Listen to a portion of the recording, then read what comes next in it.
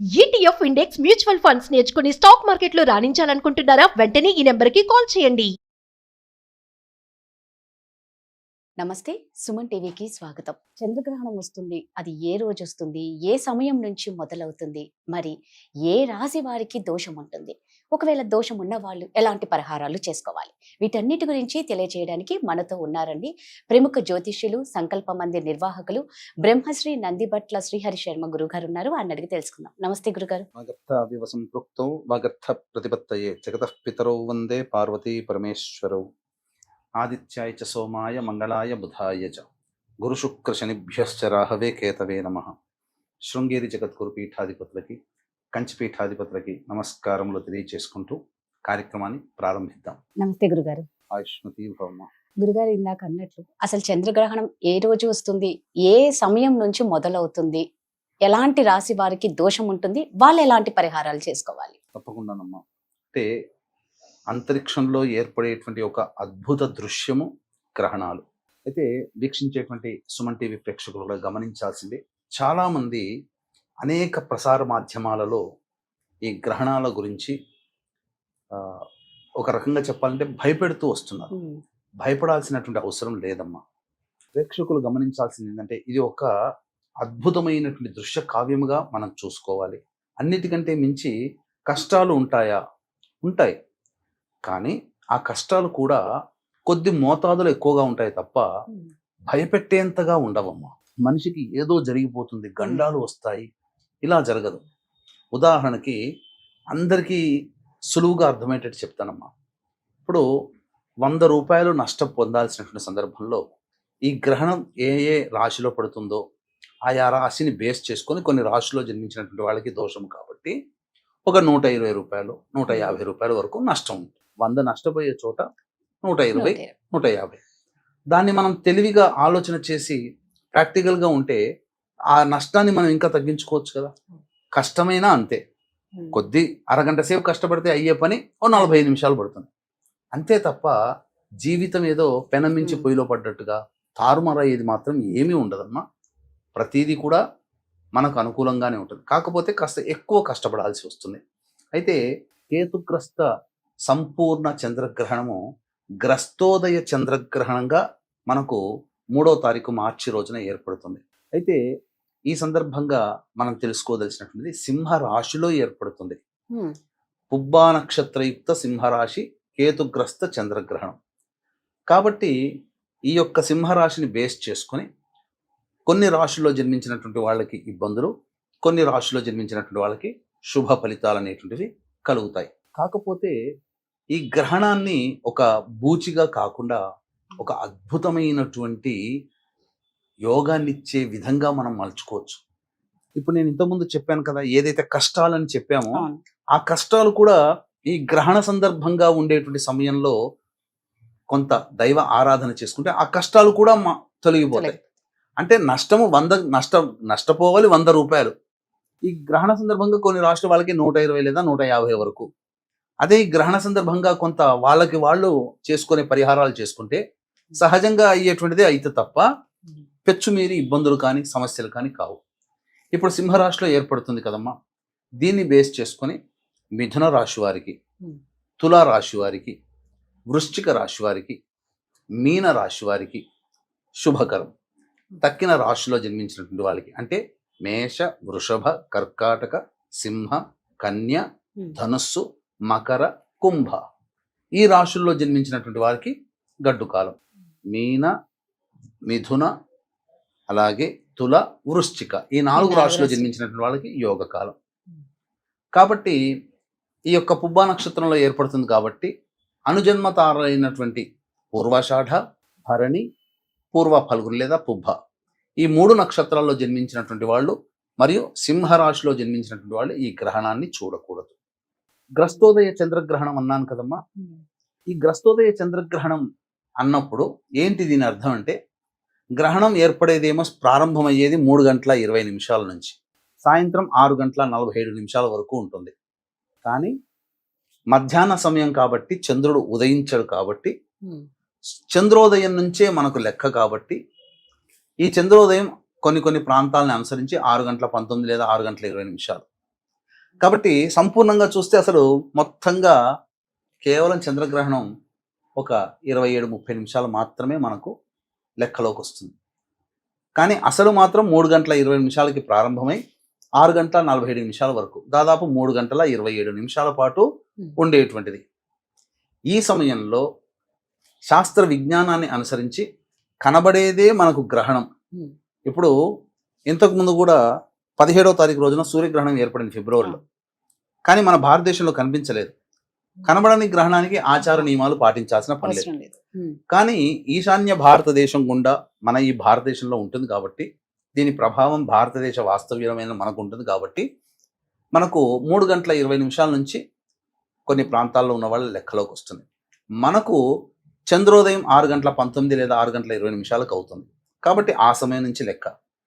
కాబట్టి దీనికి సంబంధించినటువంటి కొన్ని మనం నియమాలు అనేటువంటివి ఈ గ్రహణ సందర్భంగా మనం కొన్ని పాటించాలి.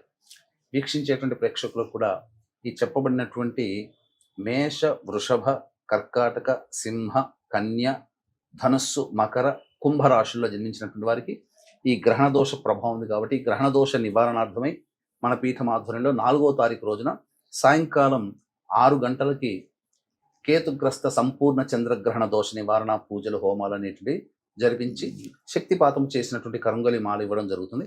అవకాశం ఉన్న వాళ్ళు ఈ కార్యక్రమంలో కనిపించే స్క్రీన్పై కనిపిస్తున్న నెంబర్కి కాంటాక్ట్ చేసి పూర్తి వివరాలు తెలుసుకొని మీ గోత్రనామాదులు నమోదు చేసుకోవచ్చు. ఇక ఎలా మనం ఈ గ్రహణ సందర్భంగా మనం పాటించాలి అని అన్నప్పుడు మనం ఈ యొక్క 3 జాముల ముందుగా మనము ఎటువంటి పదార్థాలు అనేటువంటి తీసుకోకూడదు. మనకు 6 గంటల 19 నిమిషాలకి మనకు గ్రహణం కనబడుతుంది కాబట్టి 3 జాములు అంటే ఒక్క జాము ఈజ్ ఈక్వల్ టు 3 గంటలు అంటే 9 గంటలు పైకి వేసుకోండి. వేసుకుంటే ఏమవుతుంది 9 గంటల 19 నిమిషాల నుంచి ఈ గ్రహణ వేధ మనకు ప్రారంభమవుతుంది. కాబట్టి ఎవరైనా శిష్టాచారులు, సాంప్రదాయవాదులు, ఉపాసన పరులు ఎవరైతే ఉంటారో ఈ ఉదయం 9 గంటల 19 నిమిషాల నుంచి నీరు సేవించవచ్చు, ద్రవ పదార్థాలు ఏదైనా తీసుకోవచ్చు. కానీ భోజనాది కార్యక్రమాలు 11 లోపల చేసే విధానంగా చేసుకోవాలమ్మా. పిల్లలు, పెద్దలైన పిల్లలు, వృద్ధులు వీళ్ళందరూ సహజంగా ఉండవచ్చు. కానీ గ్రహణ సందర్భంగా ఎటువంటి ఆహార పదార్థాలు తీసుకోకూడదు. కానీ సాధారణంగా మీలాంటి వాళ్ళు, మాలాంటి వాళ్ళు ఉదయం 11 లోపల భోజనాది కార్యక్రమాలు పూర్తి చేసుకోవాలి. ఇక గర్భిణీ స్త్రీలకి వచ్చేసేసరికి ఆ సమయంలో నిద్రపోకుండా దేవతా ఆరాధన చేసుకోవడం మంచిది. కానీ పాతకాలంలో చెప్పినట్టుగా బిగపట్టుకుని కూర్చొని ఎక్కడికి పోకుండా గాలి కూడా పీల్చకుండా ఉండమని ఎక్కడ చెప్పలేదు. ఇది శాస్త్రంలో ఎక్కడా లేదు. ప్రశాంతంగా దైవనామ స్మరణ చేసుకుంటే మంచిది. కానీ గ్రహణాన్ని మాత్రం వీక్షించకూడదు. దీని ప్రభావంలో కొన్ని జెనెటిక్స్ లోపాలు అనేటువంటి వస్తాయి.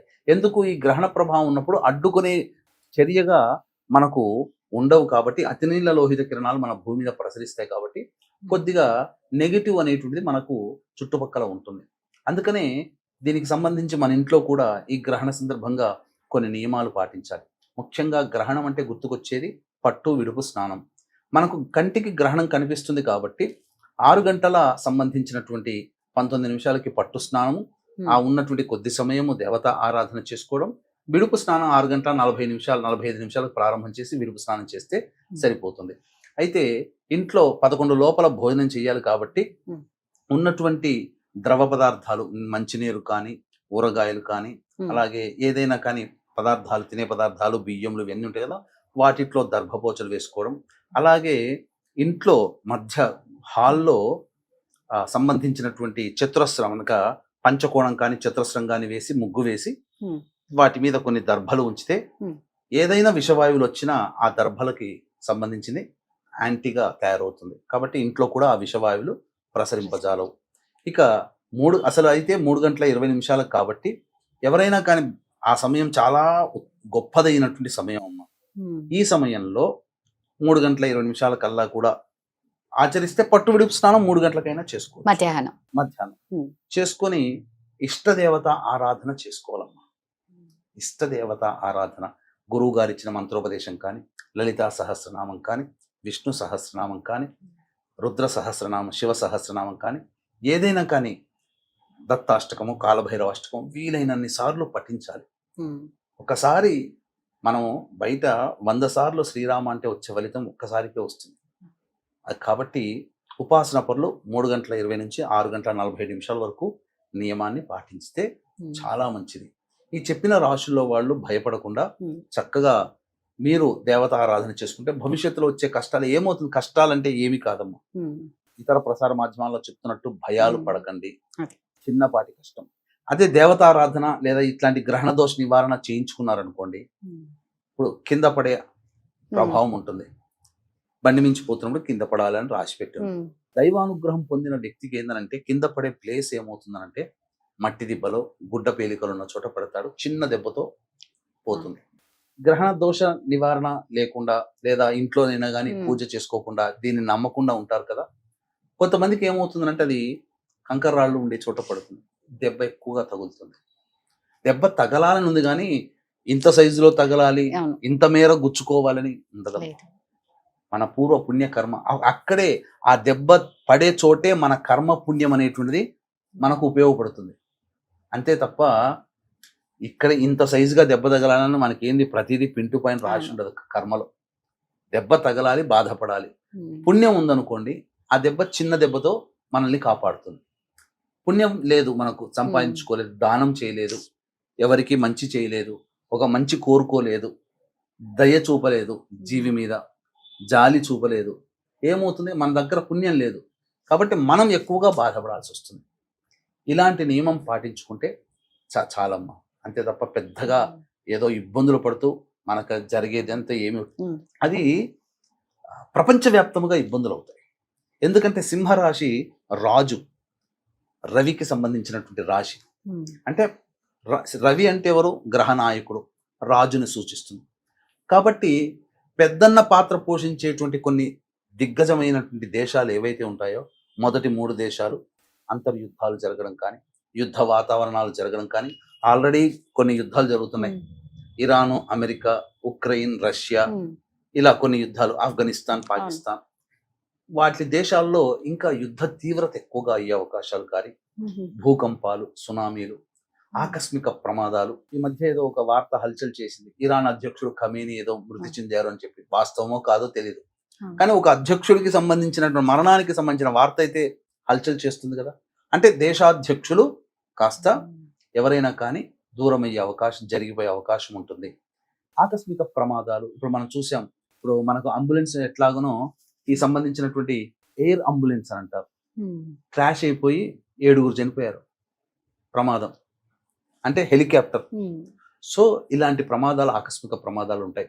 కాబట్టి ఈ గ్రహణ సమయంలో ఎటువంటి నిర్ణయాలు తీసుకోకూడదు. ఈ గ్రహణ సమయంలో దాంపత్యం పనికిరాదు, నిద్రపోకూడదు, గోళ్ళు వెంట్రుకలు కత్తిరించుకోకూడదు. కొన్ని నియమాలు పాటించాలమ్మా. ఇలాంటివి పాటిస్తూ ఉండి శుద్ధంగా ఉండి దేవత అనుగ్రహాన్ని, దేవత ఆరాధన చేసుకుంటే చాలా మంచిది. మళ్ళీ చెప్తున్నాను, వృషభ, మేష, కర్కాటక, సింహ, కన్య, ధనుస్సు, మకర, కుంభరాశిలో జన్మించిన వాళ్ళకి దోషప్రదము. మీనము, మిథునము, అలాగే తుల, వృశ్చిక, ఈ 4 రాశుల్లో జన్మించినటువంటి వారికి శుభప్రదము. అలాగే పూర్వాషాఢ, పుబ్బ, భరణి నక్షత్రాల వాళ్ళకి కూడా దోషప్రదము. కాబట్టి చక్కగా ఈ రాశిలో ఉన్న వాళ్ళు ఆయా దేవత ఆరాధనలు చేసుకోవచ్చు. లేదా మన పీఠమాధ్వర్యంలో 4వ తారీఖు రోజున సాయంకాలం 6 గంటలకి ఈ యొక్క గ్రహణ దోష నివారణ పూజలు, హోమాలన్నింటినీ జరిపించడం జరుగుతుంది. 4వ తారీఖు సాయంత్రం 5 గంటల లోపల మీరు గోత్రనామాదులు నమోదు చేసుకోవచ్చు. గురుగారు చెప్పినట్లు ఆ రాశుల వారు నిజంగా గురుగారు చెప్పినట్లు చేయండి. నిజంగా ఎలాంటి దోషాలు కూడా ఉండవు అని అంటున్నారు. కష్టం అనేది వస్తుంది, ఏదో త్రుటిలో తప్పిపోతాయి, అంతే కదా గురుగారు. దేవతానుగ్రహం పొందితే అది మరి పొందాలి అంటే గురుగారు చెప్పినట్లు చేయాలి. వారు చెప్పినట్లు కూడా ఆ డేట్ కి వెళ్ళి మీరు అది పరిహారం చేయించుకుంటే అంతా మంచిగా జరుగుతుంది. థ్యాంక్ యూ గురుగారు. సర్వం శ్రీ ఉమామహేశ్వర పరబ్రహ్మార్పణమస్తు.